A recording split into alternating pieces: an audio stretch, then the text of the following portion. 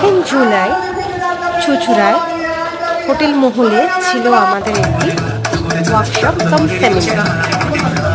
তো আমরা পেয়ে গেছিলাম আমাদের মধ্যে তন্দাকে, যাকে ছাড়া অ্যাঙ্কারিংটা জাস্ট জমেই না। ওনার মতন কথা বলার স্টাইল সত্যি আমি আগে হয়তো কাউকে দেখিনি। তো যাই হোক, প্রথমত তন্দাকে দেখে আমাদের সবার মনটা মানে আনন্দে ভরে গেল যে আবার বহুদিন পর একটা চেনা মানুষের সাথে দেখা।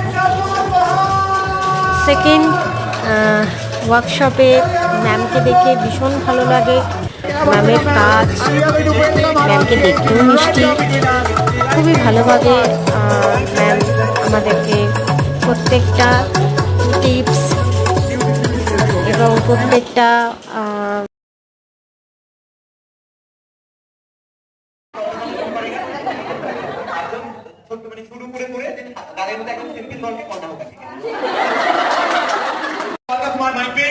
আমার ভীষণ পছন্দের একটা ছেলে অনিশ রাইট নাও। তো অনিশ আজকে রয়েছে আমাদের মধ্যে এবং যাকে আমরা স্টেজে পেয়েছি and this is the time to welcome him on stage. আমরা তাকে প্রেজেন্ট করব। তার আগে একটা সময় ছিল যখন অনিশ আগে স্টেজে থেকে কথা বলতে বলে একটু নার্ভাস হয়েছিল, but now is very confident. কেমন লাগছে বল?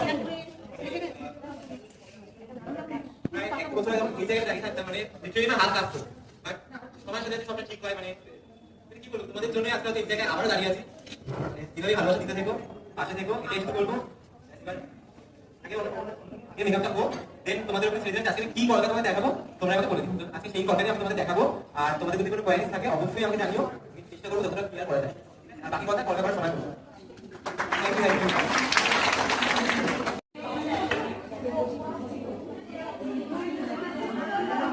না না, ওর মাথাটা ভেঙে দিয়েছে। আমি হ্যাঁ, মাথাটা ভেঙে দিয়েছে।